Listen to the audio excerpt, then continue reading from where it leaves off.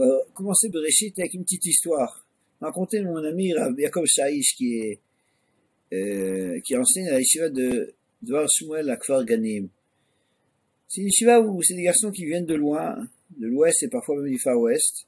D'habitude, ils viennent seuls, très souvent après des batailles avec leurs parents qui les empêchent de vouloir venir étudier la Torah. Là, il y a un garçon, il est venu avec son père, mais le père, c'était vraiment, il avait l'air très très loin. Alors, on lui a demandé, mais comment se fait-il que vous avez amené votre fils comme ça à la yeshiva? Le père dit, on peut plus continuer comme ça. Qu'est-ce qui se passe? Ben hier, j'avais un travail dur à faire, je devais porter, j'y arrivais pas physiquement. J'ai demandé à mon fils qui était à la maison, tu peux pas m'aider un petit peu, s'il te plaît? Papa, je suis occupé. Qu'est-ce que tu fais? Je mange. Mais, bon, mais, quand je finis de manger, je viendrai t'aider.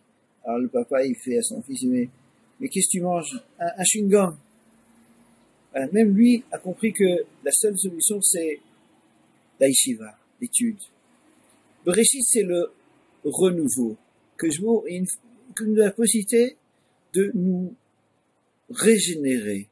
Chaque fois qu'on termine un traité de la Gemara, le Maharsha explique, on commence tout de suite un nouveau traité. Pourquoi? Parce que notre joie, notre simcha principale, c'est pas d'avoir terminé, c'est de recommencer. On peut recommencer, on reste pas coincé, on avance. Et c'est aussi ça, Simchat Torah, qu'on a eu, et qu'on recommence maintenant avec Bereshit. Un juif, même si ça n'a pas marché tellement, il peut recommencer à zéro. Une fois comme ça, un monsieur qui est arrivé chez le rabbi de Kotz, qui lui a dit, aïe, cette année, Simchat Torah, j'ai pas de quoi me réjouir. Toute l'année, ça marchait pas tellement bien, Rosh Hashanah aussi. Alors, le rabbi de Kotz lui dit que l'Ika de la Simcha, c'est sur ce qu'on recommence la Torah. Parce que personne peut prétendre, j'ai terminé la Torah, je connais la Torah, personne ne peut prétendre. Mais nous recommençons à zéro. C'est ça, Bereshit, on se réjouit. La Torah commence avec un bête. Rabbi Daman nous a enseigné une fois que le bête, il est, des trois côtés, il est fermé. Mais vers où il est ouvert? Vers l'avant. À nous aussi de regarder en avant, pas en arrière. Alors, ça n'a pas marché, mais on se remet en question. On recommence. Et c'est ça la force du juif, de ne pas rester coincé, d'avancer. Mais qu'est-ce qui se passe si on a fait des choses négatives?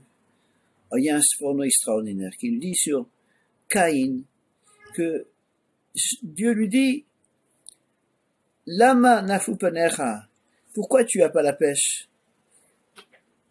Alors le Besson explique, quand quelque chose qui n'a pas marché, on peut l'arranger, il n'y a pas de quoi se prendre la tête sur ce qui s'est passé.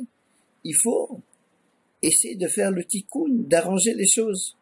Un dernier mot par rapport à Caïn. À Birdaman aussi, la Mishnah Navot qui dit qu'un jour il y a un rat qui voit un crâne flotter sur un fleuve, lui dit, mais toi, on t'a tué, hein, c'est pour ça que t'es pas enterré, tu flottes. Mais si on t'a tué, c'est parce que tu as tué quelqu'un. Ce homme, il demande, d'après cette logique, chaque assassin, il tue un autre assassin. Le premier criminel, le premier assassin, c'est Caïn. Caïn, mais il a tué Hevel, son frère. Mais Hevel, qui est-ce qu'il a tué? Il a tué personne. Réponse Rabbi Daman. Hevel a vu que Caïn, il avait été dit Shabbat, il était pas bien parce que son korban n'avait pas été accepté. Pourquoi tu lui dis pas un mot gentil? C'est ton frère, il est seul. Ne pas dire un mot gentil parce qu'on voit un autre juif souffrir.